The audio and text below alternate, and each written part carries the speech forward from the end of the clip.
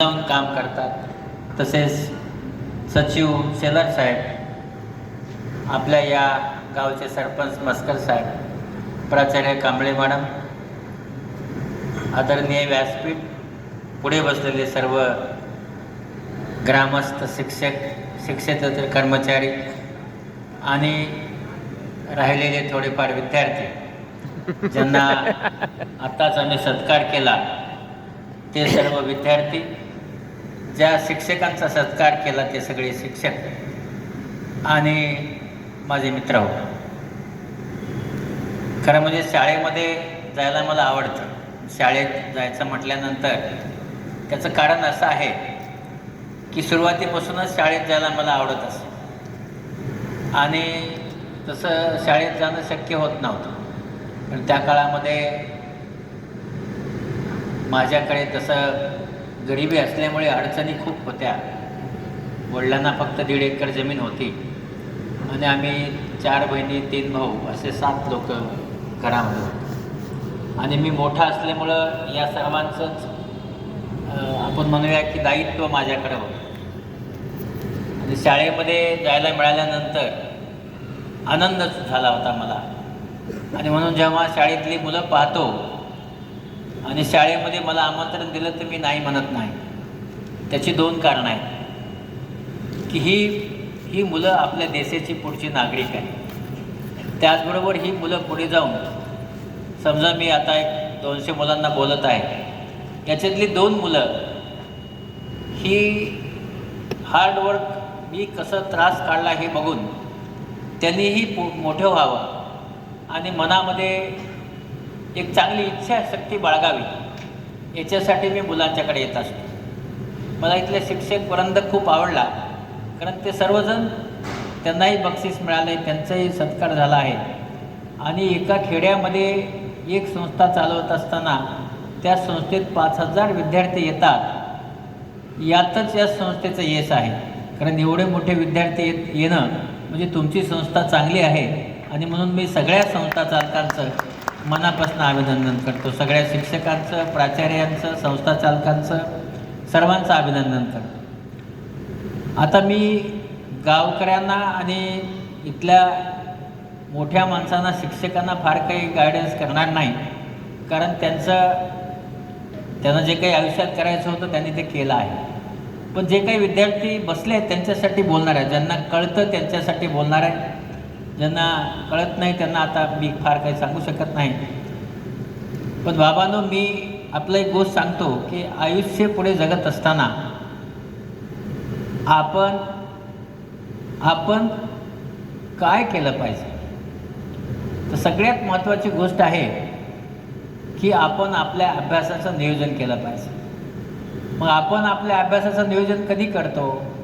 परीक्षा 1 महिना राहिल्यानंतर, 2 महिने राहिल्यानंतर नियोजन करतो आणि आपल्या आईवडिलांना सांगतो की आता आम्हाला तुम्हा झोपेतलं उठवा, अलाराम लावा आणि आमचा अभ्यास घ्या.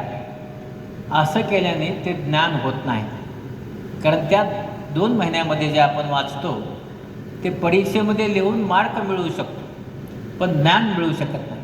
आणि शाळा हे ज्ञान मिळवण्याचं मंदिर आहे. आणि म्हणून या शाळेत तुम्हाला ज्ञान मिळवायचं असेल तर नियोजन करा.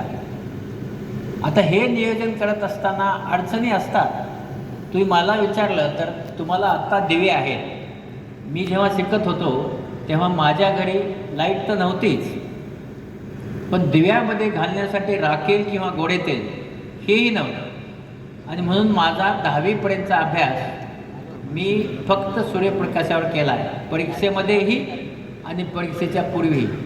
म्हणजे मला कधीही कंदील किंवा दिवा लावून अभ्यास करता आला नाही.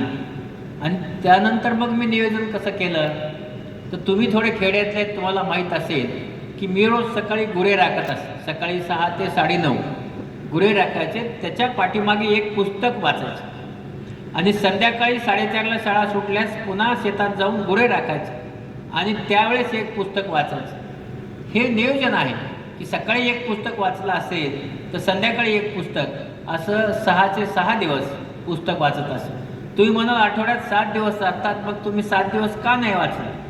7व्या दिवशी मी मजुरी करत म्हणजे जे कोणी भेटत असेल शेतामध्ये लोकांच्या कापूस वेचणे किंवा भुईमुगाच्या शेंगा उकरणे किंवा त्याच्या शेतामध्ये कोळो आणणे, नांगर हाणणे, ही सर्व कामे मी करत होतो आणि त्याचा 1 रुपया मिळत होतं. पण हे जे नियोजन होतं माझं अभ्यासाचं, हे नियोजन मी 10वीपर्यंत ठेवलं आणि मी हा गुरांच्या मागेच अभ्यास करत होतो. आणि त्याच्यानंतर जर मला होमवर्क असेल तर तो मात्र मी बसून लिहायचो. जे काही 1 तास मिळायचा तेवढ्यामध्ये तो मी लिहित असेल. तर हा नियोजन करत असताना एक लक्षात ठेवा की आपण नियोजन काय करतो की मी आज हे पुस्तक वाचणार, उद्या ते वाचणार, ते कधीच होत नाही. नियोजन असं करा की त्या नियोजनामध्ये तुमचा तेवढा अभ्यास झालाच पाहिजे, तरच नियोजन करा. आणि नियोजन करत असताना तो जो तुम्ही नियोजन केलं आहे त्यात सातत्य ठेवा. म्हणजे काय, नियोजन केलं आणि विसरून गेले. आपल्याकडे काय असतं की नवीन नवीन गोष्टी जेव्हा येतात, नवीन 1 जानेवारी आला, दिवाळी आली, कुठलं काही 1 जून आला की आपण नियोजन करतो आणि दुसऱ्या दिवशी ती विसरून जातं. त्याने अभ्यास होत नाही. सातत्य ठेवा. आपल्या अभ्यासामध्ये सातत्य असलं पाहिजे. मी 7 ते 8 महिने जेव्हा शाळा चालू असायचे, 7 ते 8 महिने मी दररोज गुराच्या मागे पुस्तक वाचायचं म्हणजे वाचायचं. एकही दिवस, वर्षातला एकही दिवस पुस्तक न वाचता राहिलो नाही. मग याचा काय फायदा झाला हे बघा. पुस्तक वाचत असताना जर तुमचं लक्ष नीट असेल पुस्तकावर तर ते पुस्तक तुमच्या लक्षात राहतं.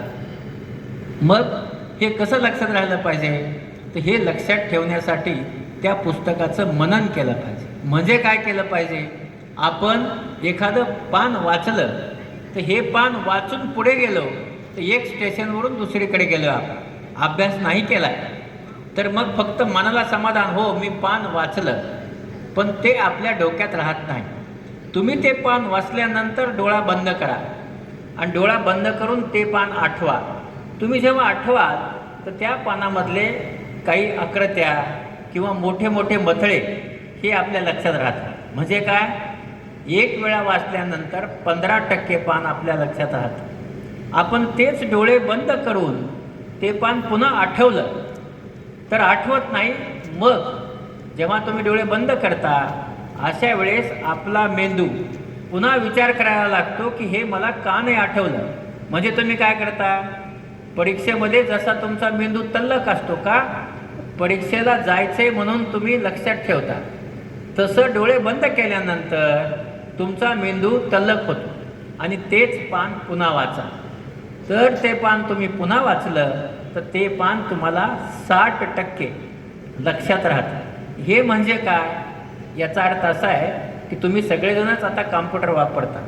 एक असते रॅम मेमरी, एक असते डिस्क मेमरी. जर आपण वाचत जात आहे that is RAM memory. Computer बंद केल्यानंतर ती मेमरी आपल्याकडे राहत नाही. म्हणजे झोपलात की सकाळी गेली. पण जर ती तुम्ही सेव्ह केली तर ते डिस्क तुमचं कॉम्प्युटरचं डिस्क परमनंट राहतं, ते कुठेही जात नाही. मग हे सेव्ह कसं करणार, आणि सेव्ह करण्याची पद्धत आहे मनन करणे. मनन करण्यासाठी माऊस कुठला वापरतो, पापणी बंद करणे म्हणजे माऊस. तो बंद करा आणि ते बंद करून पुन्हा त्याचं मनन करा. ते जर तुम्ही केलं तर निश्चितच तुम्हाला ते लक्षात राहणार. म्हणजे काय केलं आपण, नियोजन केलं, रोज वाचतोय, मनन केलं. आता ह्या 3 गोष्टीनंतर पुढे काय, 4थी गोष्ट आहे इच्छाशक्ती. आपल्यामध्ये जर मनामध्ये इच्छाशक्ती असेल तरच आपण हे करू शकतो. कसली इच्छाशक्ती पाहिजे, आपल्याकडे सातत्याने हार्डवर्क करण्याची इच्छाशक्ती पाहिजे. मग हार्डवर्क कसं असतं, तर तुमच्यातले काही सिनियर लोक आहेत, इकडे बसलेले थोडी सिनियर आहेत, हे मेरिटचे पोरं आहेत ज्यांनी चांगला अभ्यास केला, त्यांच्यासाठी एक गोष्ट सांगा. हार्डवर्क म्हणजे काय, तुमच्याकडे जसे शिक्षक आहेत तसे इंजिनिअरिंगमध्ये शिक्षक होते. एक तुम्हाला उदाहरण सांगतो. 100 मुलं शिकायला होते तुमच्यासाठी. तर 100 मुलांना, तुम्हाला सगळ्यांना आपली दुर्डी माहीत असेल, दुर्डी आहे ना, दुर्डी केली ना आपण भाकरी ठेवतो, तर ती दुर्डीला खूप असे छिद्र असतात, बरोबर आहे. वेताची बनलेली ती दुर्डी असते. ती दुर्डी त्या शिक्षकांनी 100 मुलांना दिली आणि सांगितलं एक बाजूला नदी आहे, त्या नदीमध्ये जाऊन या दुर्डीमध्ये भरून पाणी घेऊन या. आता मला सांगा की साधारण मनुष्य जेव्हा असं सांगतो, एखादा शिक्षक सांगतो, नेहमी लक्षात ठेवा, शिक्षक आपल्या भल्याचं सांगत असतो. आणि त्यानंतर मग मुलं गेली, त्यांनी पाण्यामध्ये ती दोरडी घातली आणि बाहेर काढली. त्यांनी सांगितलं होतं की त्याच्यात काही टाकायचं नाही, तर ते पाणी खाली सांडून गेलं. त्या सर्वांनी काय ठरवलं, अरे हां, आपल्या सगळ्यांना उल्लू बनवण्यासाठी शिक्षकांनी हे सगळं केलं आहे. आणि मग काही जण एकदा दोनदा करून आले, काही चारदा करून आले, काही तासभर करून आले, काही 2 तास करून आले, आणि सर्वच्या सर्व मुलं परत आली हॉस्टेलला. 5 वाजता त्यांनी सकाळी 10 वाजता दिलेली दुर्डी त्यांनी सांगितलं होतं की 5 वाजता आपण भेटू. 5 वाजता हे शिक्षक तिथे गेले आणि गेल्यानंतर मग म्हटले, झालं का? अहो सर म्हणे, चुकीचा प्रश्न होता तो, असं कसं शक्य आहे? ज्या दुर्डीला एवढे छिद्र आहे त्या छिद्रातनं पाणी येईल कसं? ते म्हणाले, आले का सगळे? हो सर म्हणे, सगळे आले. आणि जर कोणी आलं नसेल तर दुर्डी टाकून पळून गेला असं. ते म्हणाले, ठीक आहे, मोजा. तर 100 नव्हते, 99 होते. ते म्हणाले, एक मुलगा कुठे आहे? ते म्हणाले, सर पळून गेला असं. कारण दुर्डीमध्ये पाणी येणार नाही हे त्यांना माहिती आहे. आणि थोड्या वेळाने तो मुलगा पुढून दुर्डी भरून पाणी घेऊन येताना दिसला. ते म्हणाले, तो मुलगा येतोय, आपण पाहूया त्याची दुर्डी. तर त्या दुर्डीमध्ये पूर्णतः पाणी भरलं होतं आणि त्या दुर्डीमध्ये कुठलाही कपडा किंवा प्लॅस्टिक काहीही टाकलेलं नव्हतं. का भरले हे पाणी? ते विज्ञानाचे शिक्षक आहेत, जे शिकवतात, इंजिनिअरिंगला शिकवतात. तर त्यांनी हा एक प्रयोग केला होता. तो प्रयोग असा आहे की दुर्डी जेव्हा आत पाण्यात जाऊन वर येते तेव्हा ते पाणी घर्षणाने जेव्हा खाली येतं तेव्हा त्या घर्षणाने नेसंट ऑक्सिजन नावाचा ऑक्सिजन तयार होतो. नेसंट ऑक्सिजन, हा नेसंट ऑक्सिजन त्या दुर्डीच्या लाकडामध्ये जातो आणि तो जाण्यासाठी दुर्डी पाण्यात ठेवली तरी जात नाही, पाण्याच्या वर ठेवली तरी जात नाही. म्हणजे प्रत्येक वेळेस फ्रिक्शन झालं तरच तो नेसंट ऑक्सिजन तयार होतो. आणि हे फ्रिक्शन सकाळी 10 वाजल्यापासून संध्याकाळी 5 वाजेपर्यंत, म्हणजे ही दुर्डी कमीत कमी 1,00,000 वेळा पाण्यात बुडवून पाण्याच्या वर काढली तरच ती दुर्डी नेसंट ऑक्सिजन घेऊन तिचे जे लाकडं आहेत केलेले वेध ते फुगतात आणि जे छिद्र आहेत तिचे ते छिद्र बुजतात आणि ते छिद्र बुजल्यानंतर त्यामध्ये पाणी भरता येतं. म्हणजे काय झालं, तो जो मुलगा येत होता त्या मुलाने सकाळी 10 ते संध्याकाळी 5 वाजेपर्यंत ती दुर्डी पूर्ण खाली भरायची आणि वर पूर्ण काढायची, असं 1,00,000 वेळा केलं. आणि 1,00,000 वेळा केल्यानंतर त्या दुर्डीमधून खाली पाणी सांडायचं बंद झालं. आणि ते बंद झाल्यानंतर मग त्या मुलाने दुर्डी भरून पाणी घेऊन त्या शिक्षकाकडे घेऊन आले आणि सांगितले की सर, ही दुर्डी पाण्याने भरलेली आहे. मग आता मला सांगा की हे हार्डवर्क असेल तर तो मुलगा कोण? तो मुलगा होता ह्या भारताचे राष्ट्रपती APJ अब्दुल कलाम. आणि हे लक्षात ठेवा की 99 मुलांनी घरी पळून गेले, पण एक मुलगा, म्हणून मी यासाठी सांगतो की एक मुलगा राहिला आणि त्यांनी ऐकलं तर तो या देशाचं भलं करणार.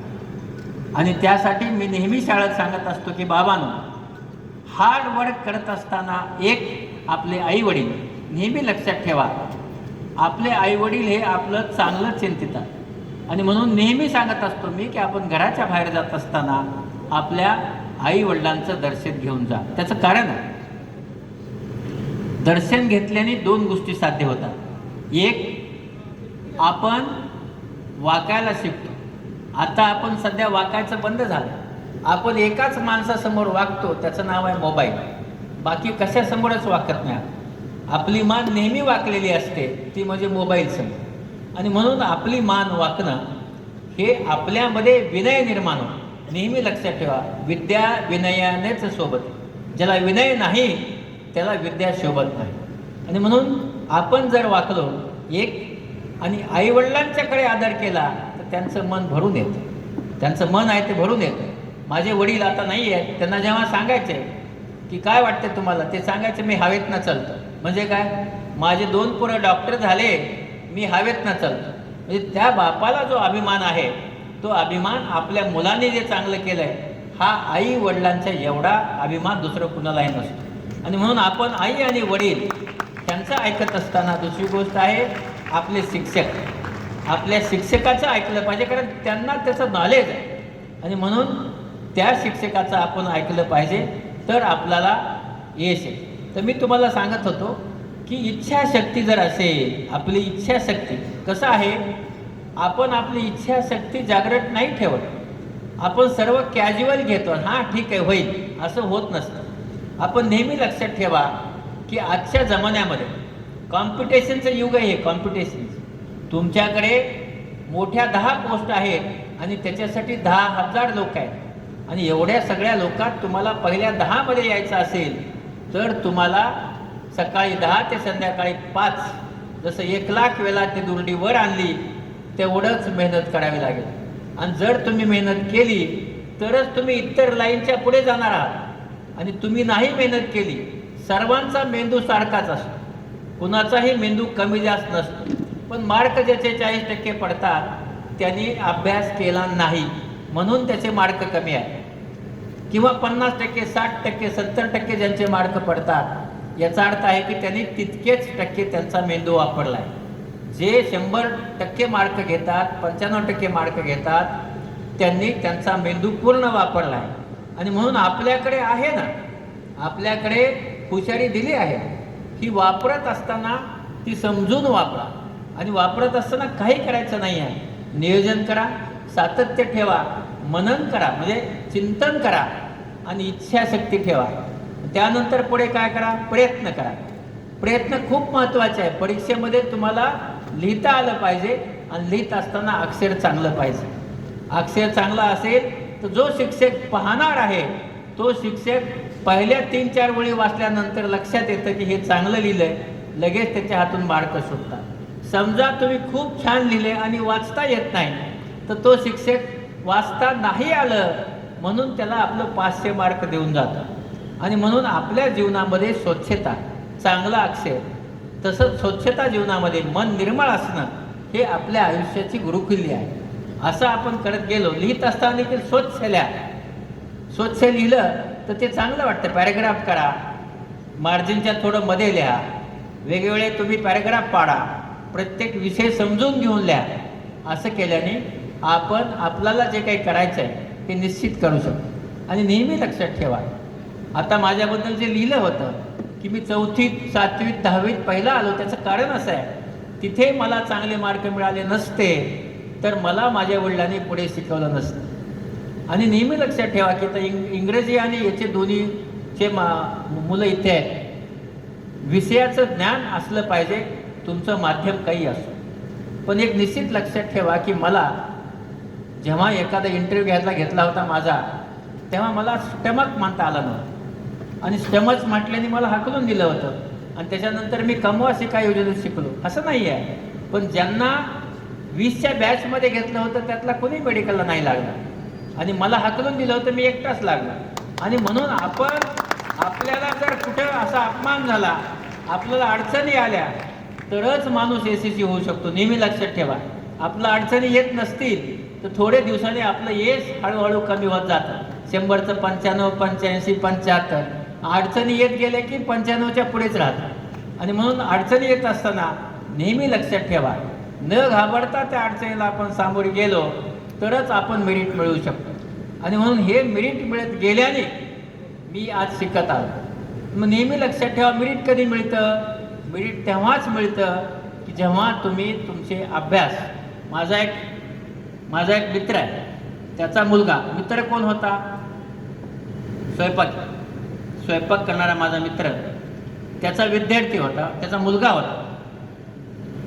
त्याच्या वडिलांची इच्छा होती की हा जो मुलगा आहे, या मुलाने इंजिनियर व्हावं, त्याची इच्छा होती. आता हा मुलगा ह्याला काहीच येत नव्हतं. तो कुठेही गेला की त्याचे वडील ज्या ठिकाणी स्वयंपाक करायचे त्या दिवशी खूप काही घेऊन यायचे, आम्ही खायचो सगळे. आणि मग त्याच्या वडिलांची इच्छा बघून त्याला असं वाटलं की माझ्या वडिलांना असं वाटतं की मी इंजिनियर व्हावं, पण मी वडिलांना सांगतो मी होईल का नाही पण प्रयत्न करूया. ठीक आहे. मग त्याने वडिलांना सांगितले की तुम्ही काय करा, मला कागद आणून द्या पांढरे. किती? खूप कागद आणा म्हणून. आणि मग त्यांनी एवढा ढीग कागद आणले. त्यांनी पुस्तकं घेतले आणि हे पुस्तकं त्याच्यावर लिहायला सुरू केलं. बघा, हुशारी आहे का नाही माहीत नव्हतं त्याला, काही माहीत नव्हतं. त्या पोराने पुस्तकाच्या पुस्तकं पाठ करून टाकले. म्हणजे जसे तसे पाठ, लिहून लिहून पाठ. काय ज्ञान कुठे आहे? पाठ. एकदा एखाद्या प्रश्न विचारला की तिथून शेवटपर्यंत प्रश्न पाठ. जेवढे पुस्तकामध्ये प्रश्न आहेत तेवढे सगळे त्या पोराने 7 महिन्यात पाठ केले. किती तास अभ्यास केला? 18 तास. काय अभ्यास केला? धडा धरायचा, लिहून काढायचा. प्रत्येक गोष्ट धरायची, लिहून काढायची. त्यांनी पूर्ण असे 10,000 पानं भरून लिहिलं. मी म्हणलं पण रट मारून कसं होणार आहे? पण परीक्षेमध्ये तो मुलगा पहिला आला. पुढे जाऊन MPSCत पहिला आला. पुढे जाऊन चीफ इंजिनियर झाला. अभ्यास रट्ट मारून. म्हणजे काय केलं? हार्डवर्क. जर आपला अभ्यास कमी पडत असेल, लक्षात राहत नसेल तर लिहून काढा. तुम्ही जर लिहून काढलं तर विसरत नाही. एकदा लिहा, दोनदा लिहा. पण जर आपण प्रयत्न केले, यश हमखास मिळतंच. पण त्याच्यासाठी सातत्याने प्रयत्न करायला पाहिजे.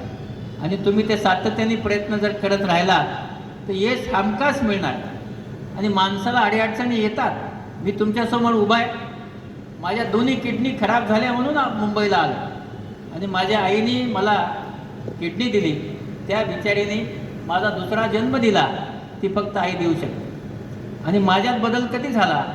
जेव्हा तिला विचारलं की तुझी एक आम्ही किडनी काढतो. ती म्हणली बघ, मला कळत नाही तुझी भाषा, मला भूल दे, एक किडनी काढ, तात्याला दे. ती जर किडनी नाही लागली दुसरी काढ, पण माझा तात्या जगला पाहिजे. त्या दिवशी मला असं वाटलं की ही माऊली शिकलेली नाही, पण आपण आपलं स्वतःचं सर्वस्व जीवन द्यायला तयार झाले. मग यापुढे आपण काहीतरी त्याच्यासाठी करावं. आणि म्हणून मी या महाराष्ट्रभर पायाला भेंगरी लागल्यासारखा फिरलो. आपल्या आईवडिलांची एक गोष्ट आपलं सगळं आयुष्य बदलू शकते, हे लक्षात ठेवा. आणि म्हणून किडनी बदलल्यानंतर मला आता पुढच्या महिन्यात 29 वर्ष होतात. किडनी बदललेला माणूस 10-15 वर्ष वाचतो आणि पुन्हा जातो. मी का जिवंत आहे? त्याचं कारण आहे माझ्या आईचे आशीर्वाद. आणि मी आतापर्यंत 50 लाख पेशंट उपचार केले आहेत. ऑपरेशन जे केले आहेत, मी आतापर्यंत 1,75,000 मोतीबिंदू आणि 30 लाख इतर असे 2,05,000 वैयक्तिक ऑपरेशन केले आहेत. आणि माझ्या टीमने 4.5 लाख ऑपरेशन केले आहेत खेड्यापाड्यात जाऊन. आणि ही सगळी जी माणसं आहेत, ही माणसं जात असताना आशीर्वाद देऊन जातात. आणि आशीर्वाद हे विज्ञानाच्या पलीकडे जाऊन काम करतात. आणि म्हणून मी आजही जिवंत.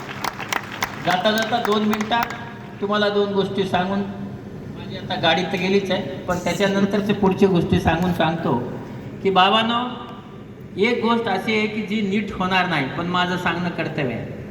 आज आपल्याकडे आपण जेव्हा शिकत होतो तेव्हा काय होतं की अन्न, वस्त्र, निवारा आहे ना, हे आपल्याला लागायचं. आता हे बदललं पाहिजे. आणि काय आहे? मोबाईल मोबाईल मोबाईल आणि मग अन्न, वस्त्र, निवारा. बाबांनो, आपण डार्विनचा सिद्धांत ऐकला आहे. सेफ्टी निघून गेली, माणूस झाला. पण आता पुढची माणसं हे मान खाली घालून जन्मणार आहेत. का? कारण जेव्हा तुम्ही दिवसातले 10 तास मान खाली घालून मोबाईल बघता, तेव्हा पुढची पिढी खालीच जन्मेल ना, मान खालीच येणार त्यांची. हे सगळे हाडं एकत्र होणार. मोबाईल तुम्ही बंद करू शकत नाही, ते कसल्याही गोष्टीने शक्य नाही. कारण आपण सगळेजण त्या मोबाईलचे गुलाम झालो. का झालो? देव जाणे. आणि या मोबाईलबद्दलचं फक्त माहिती सांगतो. मायक्रोवेव्ह ज्यांच्याकडे असेल, हा मायक्रोवेव्ह टेक्नॉलॉजीने केलेला आहे. रेडिओ फ्रिक्वेन्सी वेव्ह वापरली जाते 1.6 वॅट. आणि ती 2 पिलरवरून मॅग्नेटिक एनर्जीने कॅच केली जाते. आता इथं होणारी वेव आणि इथं होणारी वेव, ह्या दोन वेव मॅग्नेटिक फील्डनी पकडून आपल्याला बाहेरचा फोन येतो. मला सांगा 1.6 आहे, पण किती वेळासाठी? आपण आपला फोन 2-2 तास सोडत नाही. मग 1.6 राहील का? कानाला लावतो आणि कंटिन्युअस बोलायला सुरू करतो. त्या कानाला दुखतो आपला कान, अनुभव असेल तुम्हाला. आणि त्यामुळे 5% मेंदूचे कॅन्सर वाढले आहे.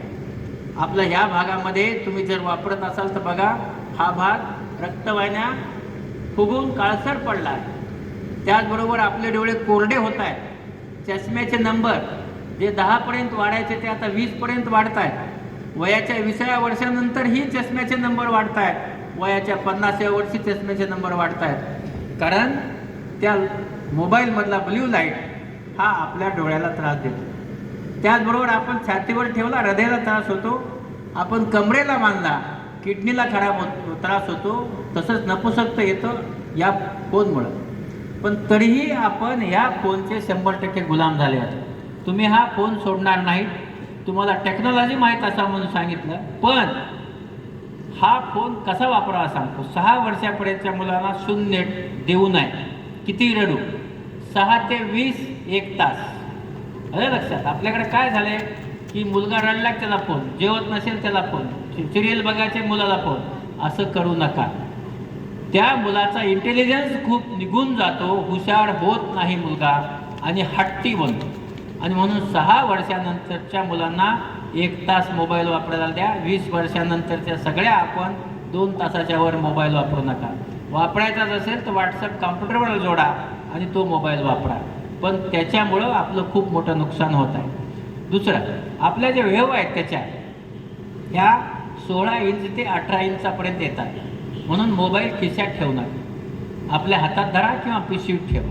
एक, त्यानंतर स्पीकर फोनवर बोला, त्याच्यामुळे तो आपल्या दूर राहील. पण आपण स्पीकर फोनवर का नाही बोलत? त्याचं कारण आहे की आपला खाजगी बोलायचा म्हणजे. आणि म्हणून सगळे नवऱ्याला बायकोपासून खाजगी, बायकोला नवऱ्यापासून खाजगी, हे बंद करा. अरे लक्षात. किंवा मग तुम्ही सगळेजण ब्लूटूथ लावा. वायरचा ब्लूटूथ जास्त चांगला, दुसरा ब्लूटूथ लावा आणि फोन दूर ठेवा. जेव्हा तुम्ही फोन वापरताय, रात्री त्याला तुम्ही चार्जला ठेवताय, तर जिथं झोपताय तिथे कृपया फोन ठेवू नका.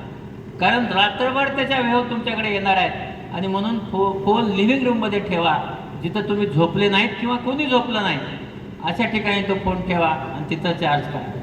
आपला फोन आपल्यापासून 16 इंच दूर धरला, नुकसान होत नाही. आणि म्हणून मला असं वाटतं की मोबाईल फोन कमीत कमी वापरा. एक, दुसरं दूर धरा आणि जवळ चार्ज करू नका. असं तुम्ही जर केलं तर मला असं वाटतं की तुम्ही नक्कीच तुमचा स्वतःचं आयुष्य नीट करा. नाही तर पुढे चालून आजार जे होणार आहेत ते होणारच आहे, ते बंद होणार नाही. तर मला असं वाटतं की तुम्ही सगळ्यांनी हे ऐकलं आहे. तुम्हाला आता जाता जाता एक गोष्ट सांगतो. ती गोष्ट अशी आहे की तुम्ही आतापर्यंत सिरियस भाषण ऐकलं.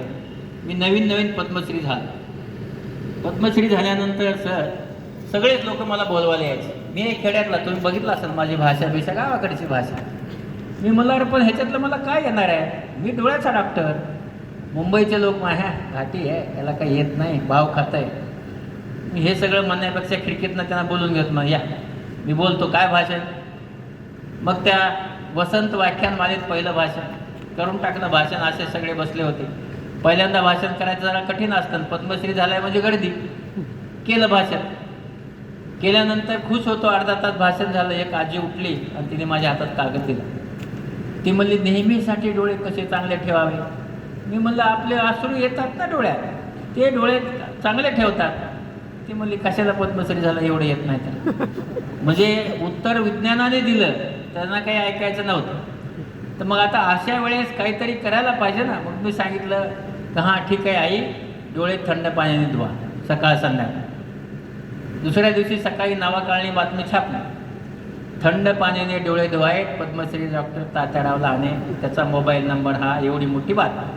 मला आनंद वाटला. पहिली बातमी छापून आली. मी मस्त फाडली, तिथं लावून टाकली. बातमी आली आपली. 2-3 दिवसानंतर फोन यायला सुरू झाले. तुम्ही तात्याराव लहाने का? म्हणलं हो. ते थंड पाण्याने डोळे धुवायचे? म्हणलं हो धुवायचे ना. ते थंड पाणी फ्रीजरमध्ये ठेवायचं का खाली ठेवायचं? कठीण आहे. पुन्हा फोन यायचा, त्याचं तापमान किती ठेवायचं? म्हणलं गडबड झाली, भाषण चुकलं. थोड्या दिवसांनी मला दादरला पुन्हा ते स्वप्न बघा आणि स्वप्न जगा इथं बोलवलं, दुसरी व्याख्यान मला. मी विचारलं, अरे बाबा कोण आलं होतं त्या व्याख्यान आले? ते सगळे हा साहेब आम्ही थंड पाणी वापरतो. सुरू केलं. म्हणलं थांबा, जरा चुकलंय ते, तुम्ही काय करा म्हणलं, थंड पाण्याच्या ऐवजी मुंबईच्या नळाच्या पाण्याने डोळे धुवा. याच्यानंतर मला फोन येणार नाही, खुश झालो. 4 दिवस फोन आले नाही, 4थ्या दिवशी फोन यायला सुरू झालं. ते मुंबईच्या नळाचं पाणी म्हणजे लहाने म्हणायचं बंद केलं त्याने. म्हणलं हो.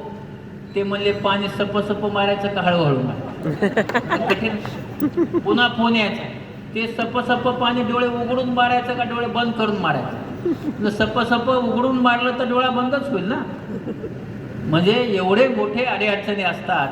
पण आता मात्र मी त्या चुका करत नाही, कारण आता बरेच दिवस खूप भाषणं ठोकले, पण सुरुवातीच्या काळात अशा अडीअडचणी येत होते. आता आपण सगळेजण ज्यांचा सत्कार झाला त्यांच्यासाठी एकदा टाळ्या वाजवूया, म्हणजे माझं भाषणाला